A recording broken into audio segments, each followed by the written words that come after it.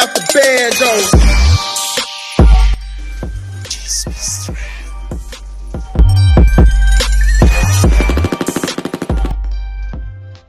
Hi mga ka-chismis trend! Welcome back to my YouTube channel.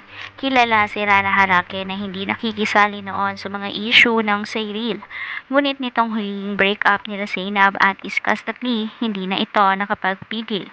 Ipinagtanggol lang naman ni Rana ang kanyang ate at ang kanyang mga pamangkin. Makikita ito sa viral video ni Rana na tila may inaaway siya sa labas ng isang bar. Makikita din na madaming tao at inaawat si Rana. Narito ang nasabing video.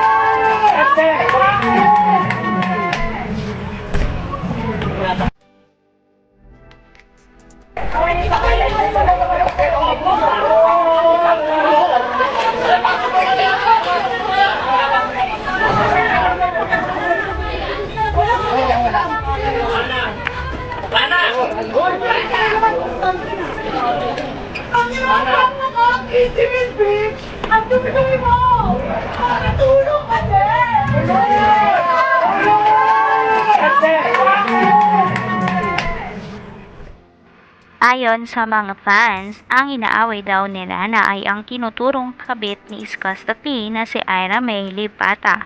Pumutok ang issue na ito simula na pag-usapan ang komosyon na nangyari sa isang bar sa Timog.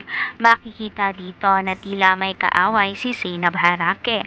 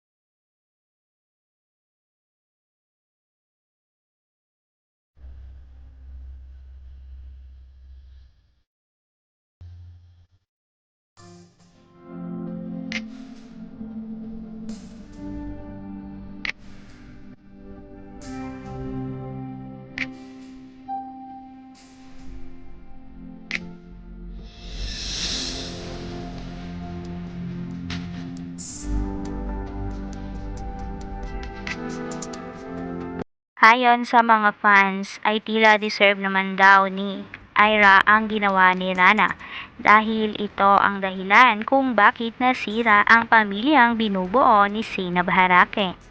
Kayo mga ka-chismis trend, ano ang opinion nyo sa usapin na ito? Comment down below, and if you like this video, please subscribe my YouTube channel and click the notification bell para mas updated ka ka-chismis trend. Thank you for watching! Wouldn't be the first time I done it, throwing